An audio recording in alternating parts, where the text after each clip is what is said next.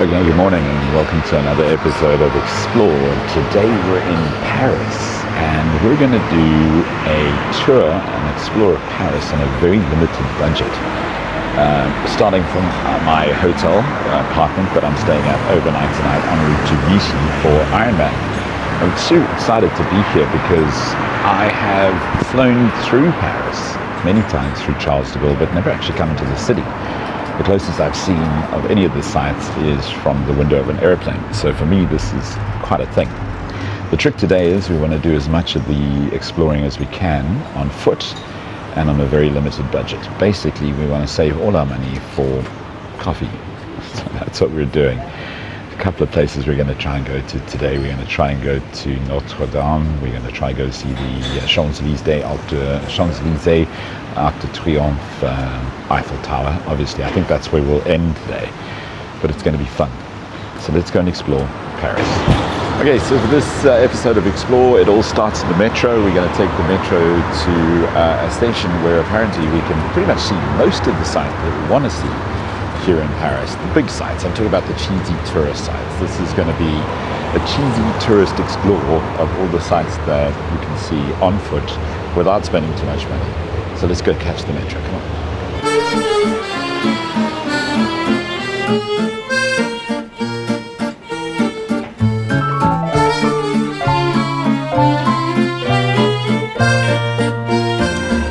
So one of the things about Europe that always gets me is just how effective their public transport is. Here in Europe, having a car is a luxury, not a necessity, whereas in my country, in South Africa, having a car is necessary because the public transport doesn't go everywhere and isn't reliable. Here, in a city like Paris, which is massive, you can get anywhere, any time of day. It's amazing.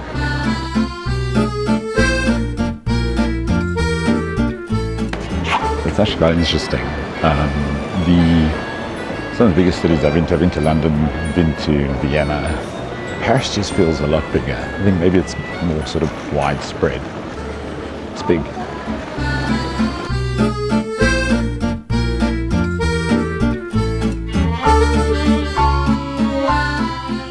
Alright, so just like that, we've made it to one of the most famous museums on the planet and the home of the Mona Lisa, one of the most famous paintings on the planet. It actually started its life as a fortress way back in the 12th century before it eventually became a royal palace. Today it's home to some of the best art and the most expensive art on the planet. This is the Louvre. The pyramid is inside. Let's go look.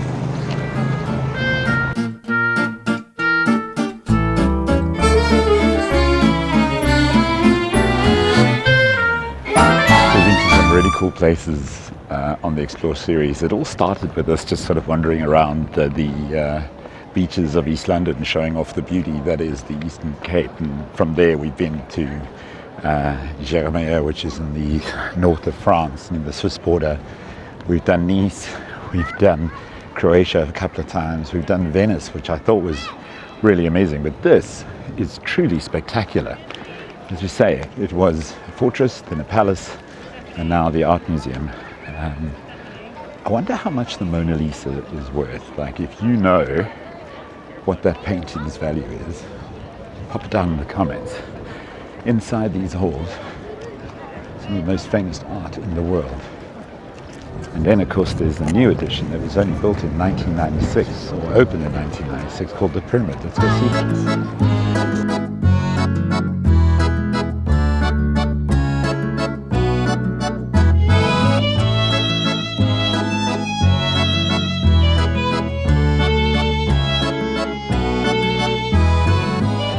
The scale and the grandeur of this place is beyond words. I mean, just look at the size of this.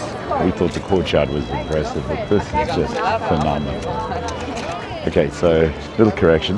Not 1996, 1989 is when it was first unveiled to the public, and it's a classic blend of old school French architecture, and then of course what was considered, and still is I think, modern French architecture, the pyramid.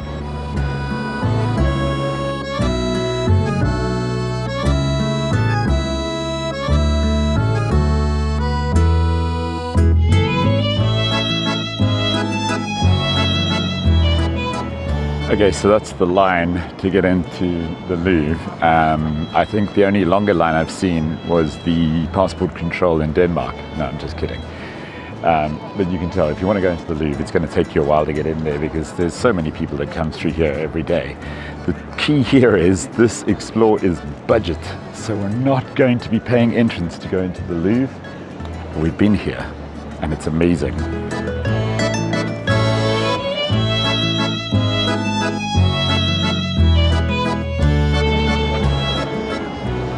The giant, what do you call that thing?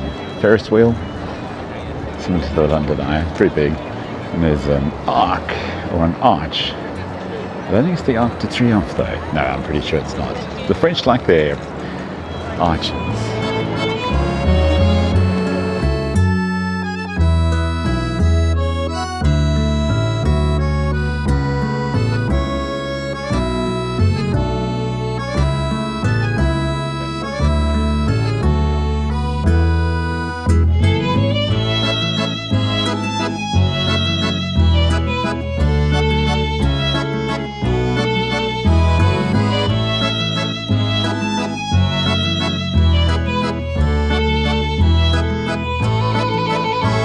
Beyond the Louvre, it's the arc we just walked through, the Arc de Triomphe du Carrousel, and from here we're heading to the Tuileries Gardens, which will take us to the Place de la Concorde, where eventually we'll make our way over there, where you can see something that looks like a Eiffel Tower.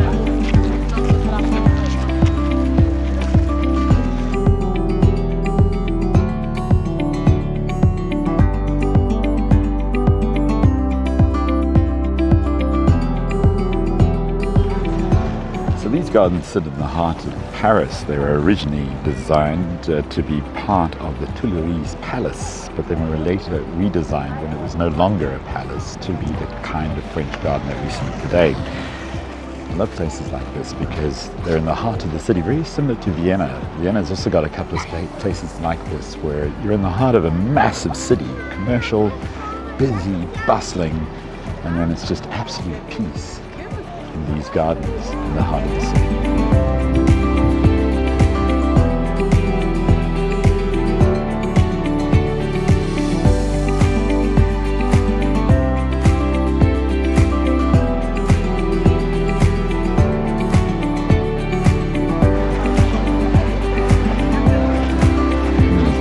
Paris 2024.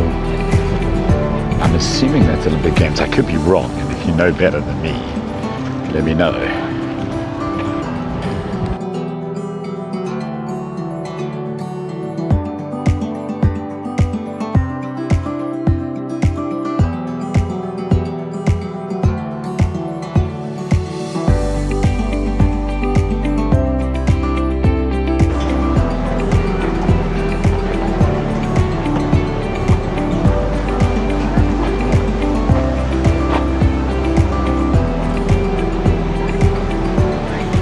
One of the benefits that Europe has is, whilst it's a first world country with first world economy, it has so much history. Centuries and centuries of history, thousands of years. And in the middle of a cosmopolitan city, you'll just find these kind of gems. It's one of the reasons I enjoy doing the Explore series, because you never know what you're going to find when you come across this.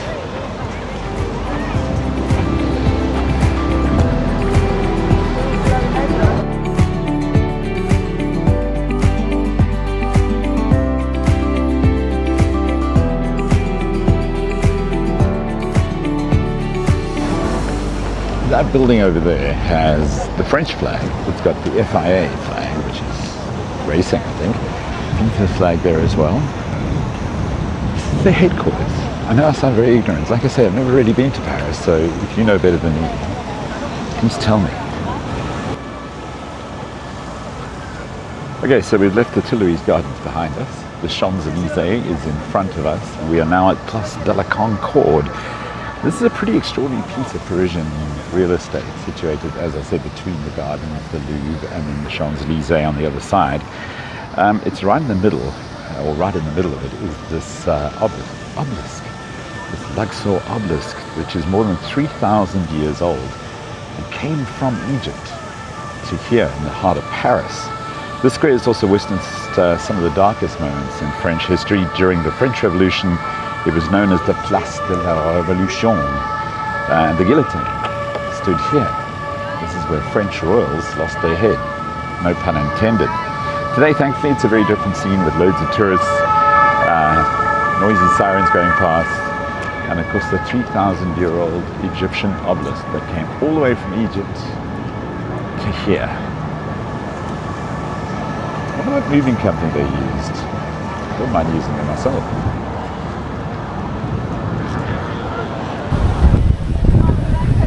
Okay, got the walking shoes on. We say goodbye to the Louvre, the Tuileries Garden, the Place de la Concorde, or Place de la Révolution, where French royals lost their heads. Now time for a very long walk, the very famous road, the Champs-Élysées, and at the end of it is the juice that's worth the squeeze, the Arc de Triomphe. So if you've ever ridden your bicycle on Zwift and you've done the French Champs-Élysées Arc de Triomphe ride, you'll recognize this quite well. It's also very famous because this is the finish line of the Tour de France. The bicycle riders come around this way, they go up that side of the Champs-Élysées, they come back and they go around and head out again. It's almost like a time trial stage.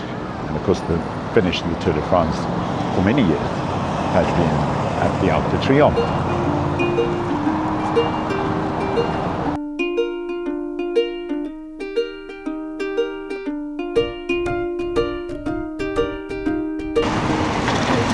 Actually, to be honest, it's not that dissimilar to the mall in London that leads to Buckingham Palace, a grand central road that goes to a palace, which is what the Louvre once was.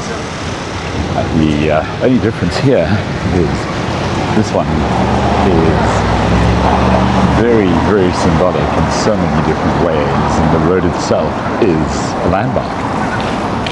Mind you, in Paris, kick a bush and you'll find a landmark or a famous building, or it's really quite a city.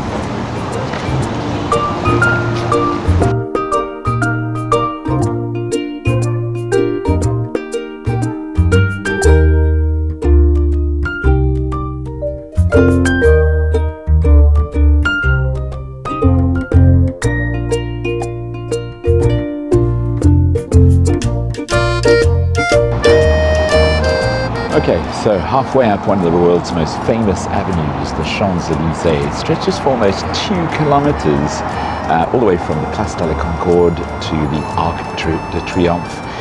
The name comes from Greek mythology, from the Elysian fields, essentially the paradise for heroes and the virtuous.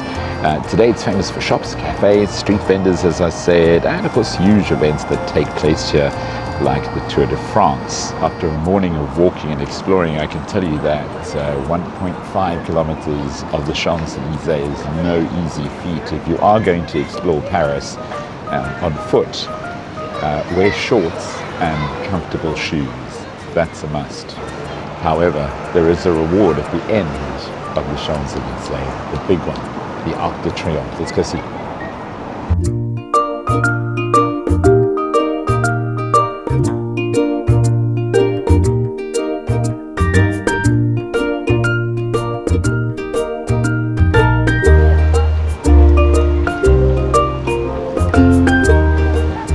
So we're almost halfway up the Champs-Élysées. It is 2 kilometers from the Place de la Concorde to the Arc de Triomphe on the other side. Not for the faint of heart. It's a hard walk up here. It is one of the most famous avenues on the planet, just purely because of its location, but also because of the events that have happened and happen around here, like the Tour de France, for instance, which has its finish line at the Arc de Triomphe.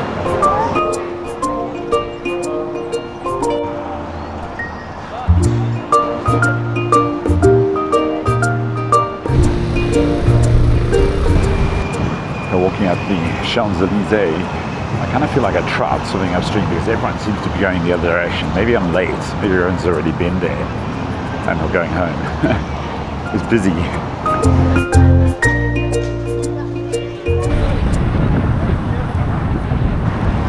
Alright, so after 2 kilometers of walking, the reward at the end of it all is this incredible landmark, the Arc de Triomphe.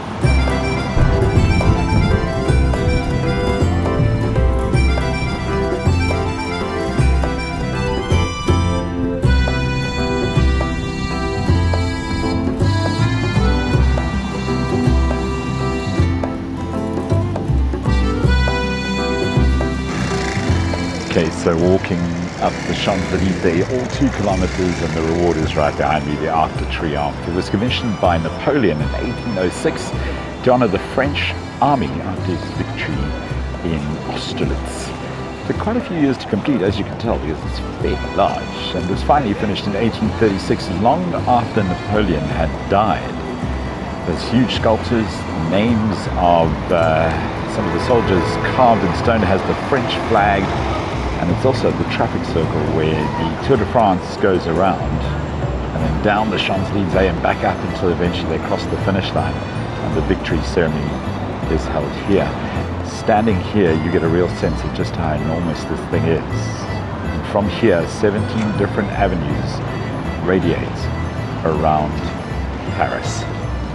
So we've gone from the Louvre through the Tuileries, across the Place de la Concorde, up the Champs-Élysées, and we made it here to the Arc de Triomphe. But there's only one more landmark to go. And it's one of the most iconic landmarks. Instantly when you see it, you know you're in Paris. Any guesses? Okay, apparently this is quite a famous restaurant. It's called the Public Drugstore. Open 7 days a week, and I think 24 hours a day. Why is it called the drugstore though? Is the food addictive? Okay, Arc de Triomphe behind us, Champs-Élysées that way. Time to walk 2.1 kilometers to our final landmark for the Explore series for today. And then back to the hotel to take my shoes off because I'm tired. What a city. Beautiful. Paris. Lovely.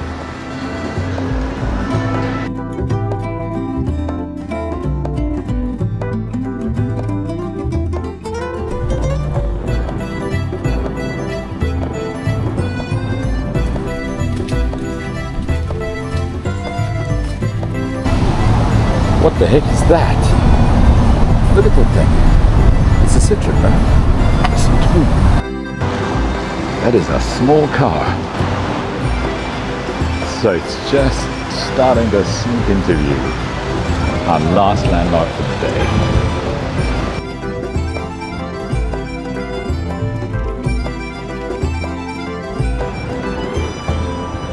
So the River Seine with the many tours that go up and down it, and the question is, do these people not have jobs? Look how many tourists are on it.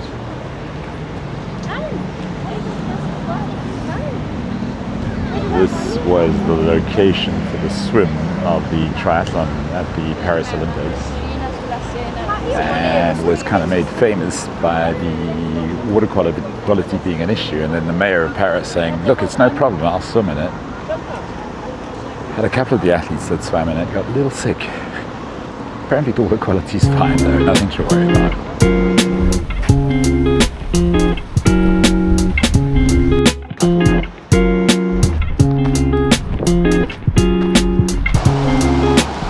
Oh, there she is. Eiffel Tower. Pretty amazing.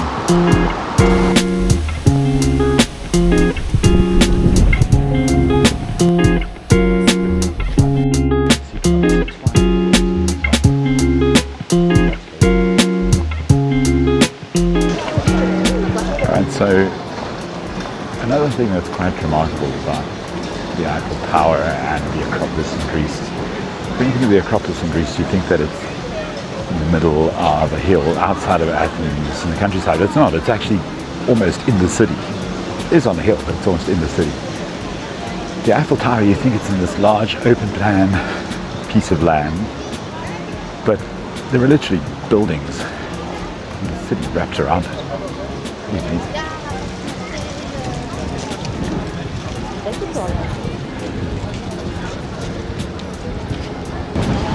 Okay, so one of the things about the Eiffel Tower, apparently in summer, when it's hot, it actually gets a bit taller, and in winter when it's cold, it gets a bit shorter. Not massively, but you can imagine. Just look at the scale of this. And I always knew it was big, but I had no idea.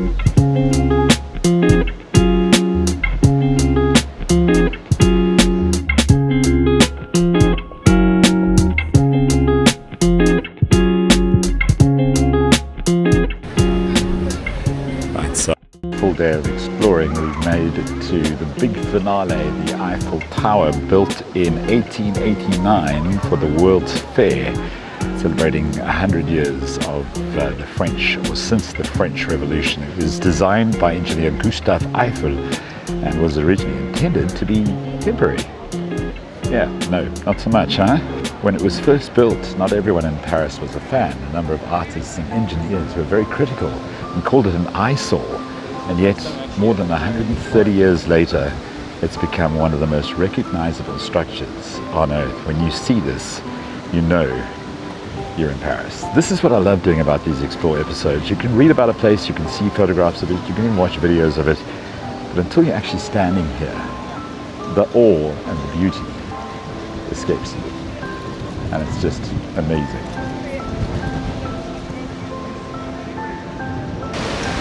Okay, well, that's the end of this edition of Explore. We've walked through the Louvre, the Toulouse Gardens, we went to the Place de la Concorde, walked up the 2 kilometers of the Champs-Élysées, saw the Arc de Triomphe, and the grand finale is, of course, the Eiffel Tower.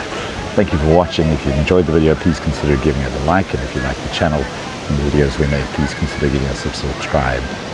It's been such a privilege to be in Paris, and a privilege to see these sights. Until next time, see you later.